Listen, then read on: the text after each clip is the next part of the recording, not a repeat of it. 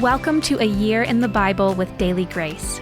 The Bible tells one big story of redemption, and we want to spend 5 minutes every day journeying through the Bible from start to finish and exploring how all of it points to Jesus.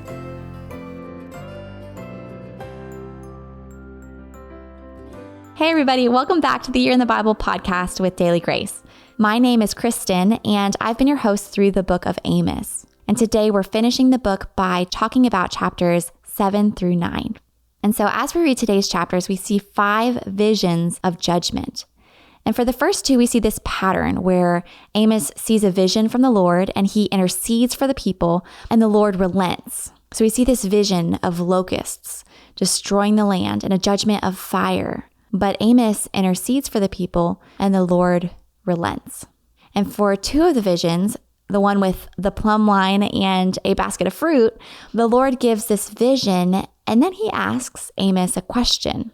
And after Amos responds, God then explains and judges the people. And then the judgments continue. And we read about the final vision in chapter 9 when Amos records a vision that's the destruction of the land, and it's utterly terrifying. And we close the book. But before we close the book, we find this glimmer of hope. One day, God will reestablish the throne and the dynasty of David with a good king. The people's fortunes will be restored. They will rebuild the cities. They will eat of their gardens. God will plant them in the land, and they will never be uprooted again. And I love that the book ends this way.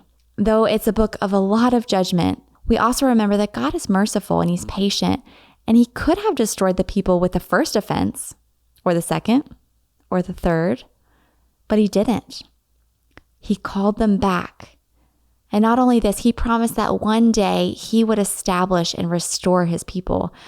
And that's how we finish the book of Amos. So how do today's verses point us to Jesus?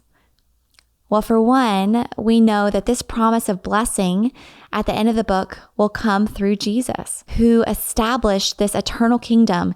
He secured our eternal blessing through his perfect life and death and resurrection.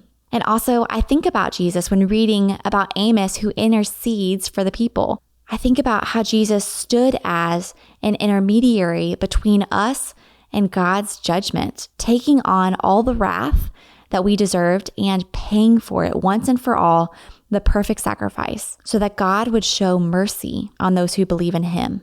There is a real judgment that we all deserve, and Jesus paid it on our behalf. So we praise him. And as we finish this book, how have you been able to apply it to your life? Personally, I think about how the people responded to this message, whether the priest or the king or those who heard the judgments that Amos was speaking. They wanted to ignore them. They tried to get others to agree that this really wasn't going to happen. But it was. And it is. Just as God promised, one day he will judge every single sin from every single person on earth.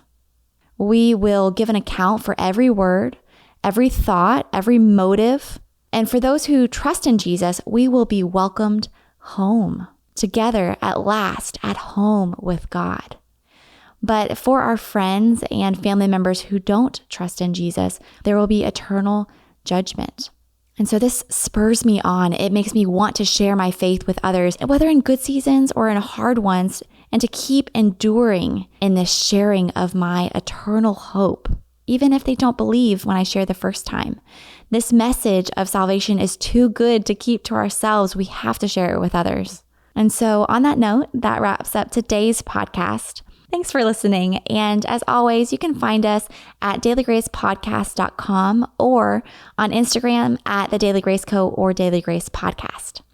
You can also find more resources, including our free reading plan at the Daily Grace Co. website, www.dailygraceco.com. Thanks for tuning in, and we'll talk with you more tomorrow.